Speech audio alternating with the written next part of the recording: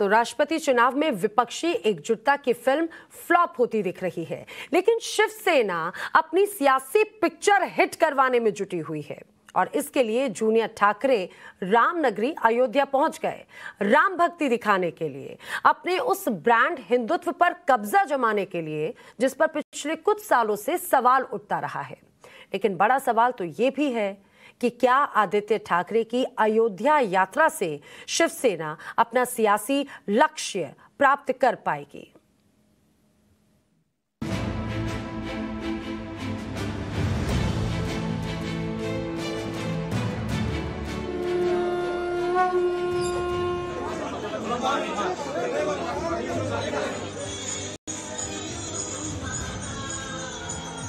हमारा politics simple है, हमारा हिंदुत्व साफ है।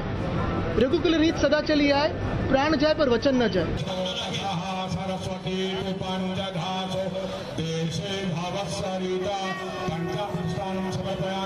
भगवान श्री राम हो, सीता मैया हो, भरत जी हो, हनुमान जी हो, सभी हमारे दिलों में है।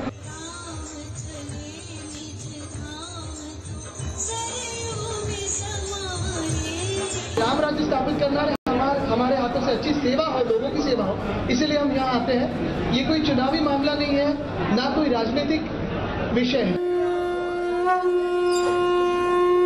ये उद्धव के पुत्र महाराष्ट्र के मंत्री आदित्य ठाकरे की राम भक्ति है।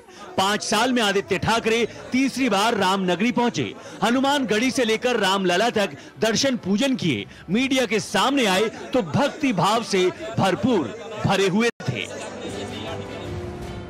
जुबान पर बार बार राम आए, राम राज्य आया, भगवान आए, हनुमान आए, आस्था आई, भक्ति आई और हां, हिंदुत्व भी आया।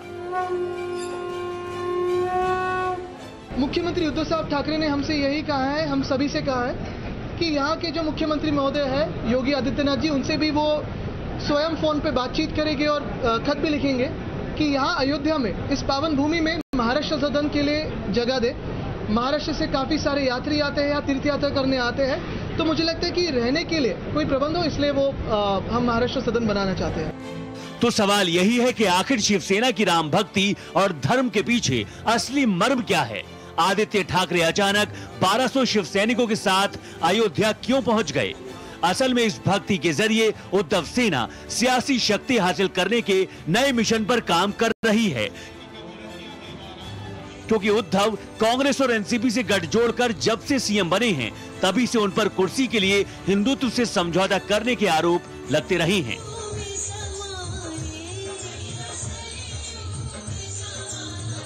राणा दंपत्ति का मामला हो या अजान बनाम हनुमान चालीसा का मुद्दा हो, लगातार हिंदुत्व के मुद्दे पर भारतीय जनता पार्टी शिवसेना पर वारदात होती नजर आ रही है। इसी बीच में उद्धव बालासाहेब ठाकरे, जिनके पिता बालासाहेब ठाकरे को भी हिंदू हृदय सम्राट कहा जाता है, उनकी विचारधाराओं से अलग होकर सत्ता के लिए मुनाफा कमाने का इल्जाम भी उद्धव ठाकरे की सरकार पर लगता नजर आ रहा है।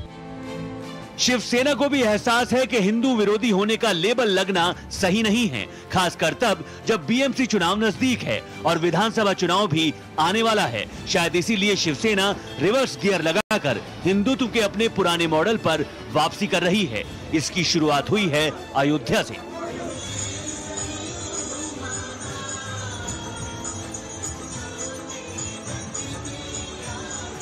शिवसेना ये भक्ति दिखाकर बीजेपी और राज ठाकरे जैसे अपने विरोधियों को जवाब देना चाहती है, लेकिन विरोधी भी शिवसेना के खेल को समझते हैं, इसलिए राम पूजा को पॉलिटिकल पाखंड बता रहे हैं।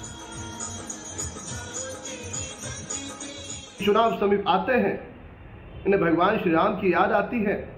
चुनाव समीप आते हैं, इन्हें हिंदुत्व याद आता है। क्या है असलियत?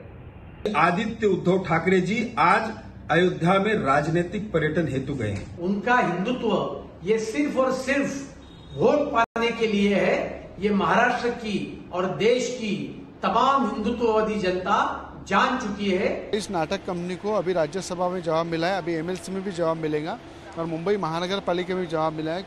All Lord Ram's followers and Hanuman's Lord followers, they will show them their original position.